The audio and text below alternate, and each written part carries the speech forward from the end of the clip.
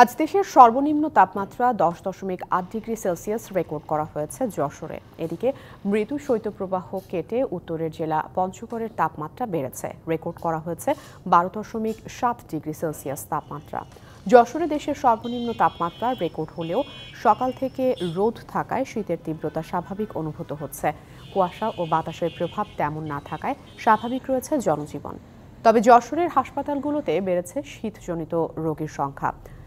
দক্ষিণাঞ্চলে রাতের তাপমাত্রা বাড়ার সম্ভাবনা রয়েছে বলে জানিয়েছে আবহাওয়া অফিস। এদিকে মৃদু শৈত্যপ্রবাহ কেটে পঞ্চগড়ের তাপমাত্রার পারদ কিছুটা বেড়েছে।